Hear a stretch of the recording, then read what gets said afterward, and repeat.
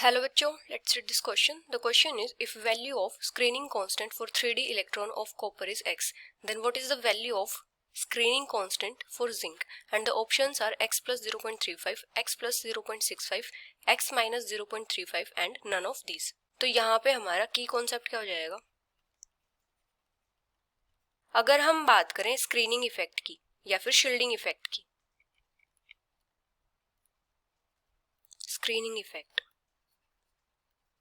तो क्या होता है, जो आउटर मोस्ट शेल के इलेक्ट्रॉन्स होते हैं किसी भी मल्टी इलेक्ट्रॉन एटम में, वो न्यूक्लियस के टुवर्ड्स अट्रैक्टेड होते हैं, लेकिन वैलेंसी इलेक्ट्रॉन्स जो होते हैं उनके और न्यूक्लियस के बीच में इनर शेल्स में भी इलेक्ट्रॉन्स प्रेजेंट होते हैं, जो क्या करते हैं, आउटर शेल वाले इलेक्ट्रॉन्स को रिपेल करते हैं।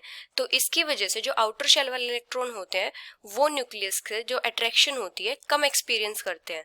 तो इसका क्या मतलब होता है कि जो इनर शेल वाले इलेक्ट्रॉन होते हैं वो आउटर शेल वाले इलेक्ट्रॉन्स की शील्डिंग करते हैं या फिर स्क्रीनिंग करते हैं। वो उनको न्यूक्लियस की जो फोर्स ऑफ अट्रैक्शन होती है कंप्लीटली एक्सपीरियंस नहीं करने देते। तो इसको क्या बोलते हैं, स्क्रीनिंग इफेक्ट बोलते हैं। और स्क्रीनिंग इफेक्ट का जो मैग्नीट्यूड होता है ये किसके ऊपर डिपेंड करता है कि इनर शेल्स में कितने इलेक्ट्रॉन्स प्रेजेंट है। जितने ज्यादा इलेक्ट्रॉन प्रेजेंट होंगे वहां पे उतनी ही ज्यादा वैल्यू होगी स्क्रीनिंग इफेक्ट की। और जो स्क्रीनिंग इफेक्ट कांस्टेंट होता है उसको हम रिप्रेजेंट करते हैं सिग्मा से, और इसकी कैलकुलेशन करते हैं हम स्लेटर्स रूल से। तो स्लेटर्स रूल में क्या होता है, सबसे पहले हम एटम की इलेक्ट्रॉनिक कॉन्फ़िगरेशन लिखते हैं, उसके बाद हम क्या करते हैं, हमें जिस भी इलेक्ट्रॉन के लिए स्क्रीनिंग कांस्टेंट फाइंड आउट करना है उसके जो राइट वाले इलेक्ट्रॉन्स होते हैं उनका तो उसके ऊपर कोई इफेक्ट नहीं पड़ता, मतलब वो तो उसको इफेक्टिव होते ही नहीं है शील्डिंग में। तो हम क्या करते हैं, जो लेफ्ट वाले इलेक्ट्रॉन्स होते हैं उनके लिए स्क्रीनिंग कांस्टेंट की वैल्यू फाइंड आउट करते हैं। तो वो क्या करते हैं, कंट्रीब्यूट करते हैं स्क्रीनिंग कांस्टेंट में। जैसे हमने NS या फिर NP के किसी भी इलेक्ट्रॉन के लिए स्क्रीनिंग कांस्टेंट फाइंड आउट करना है, तो उसमें जो दूसरे इलेक्ट्रॉन्स होंगे वो कितना कंट्रीब्यूट करेंगे, 0.35। तो यहाँ पे क्या हो जाएगा, all other electron in the NS-NP group contribute to the extent of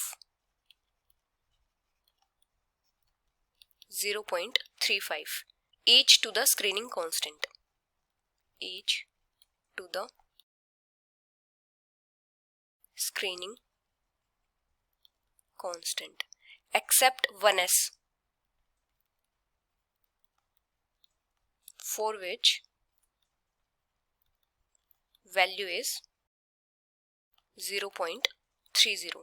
और जो n-1 शेल में इलेक्ट्रॉन होते हैं वो कितना कंट्रीब्यूट करते हैं, 0.85। All electron in n-1 shell. और जो n-2 शेल वाले या फिर जो लोअर इलेक्ट्रॉन होते हैं वो कितना कंट्रीब्यूट करते हैं, 1.0। All electron in n-2 shell और लोअर ये कंट्रीब्यूट करते हैं 1.0। तो अभी क्या दिया है कि जो स्क्रीनिंग कांस्टेंट है 3D इलेक्ट्रॉन कॉपर के लिए वो कितना है, x है। तो कॉपर का एटॉमिक नंबर होता है 29। इसकी इलेक्ट्रॉनिक कॉन्फ़िगरेशन क्या होती है, 1s2 2s2 2p6 3s2 3p6 3d10 4s1। तो इसका 3D वाले के लिए स्क्रीनिंग कांस्टेंट कितना है, x। तो हमें फाइंड आउट करना है जिंक के लिए। जिंक का एटॉमिक नंबर होता है 30। तो इसका इलेक्ट्रॉनिक कॉन्फ़िगरेशन क्या हो जाएगी, 1s2 2s2 2p6 3s2 3p6 3d10 4s2। तो यहाँ पे क्या हो जाएगा, दोनों में 3D तक तो सेम ही रहेगा, यहाँ पे भी 3D तक कितना कांस्टेंट रहेगा, x ही रहेगा स्क्रीनिंग कांस्टेंट। लेकिन यहाँ पे क्या होगा, एक और एक्स्ट्रा इलेक्ट्रॉन इन्वॉल्व होगा, वो कौन सा होगा, 4s वाला।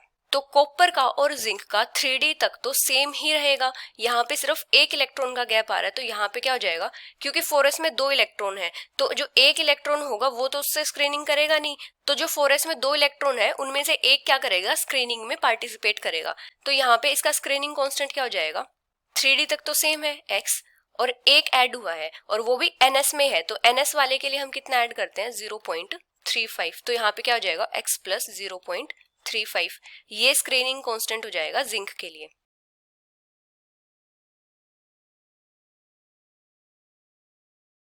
For zinc So the final answer is x plus 0.35, which is option A. Hope you understood it well. Best of luck.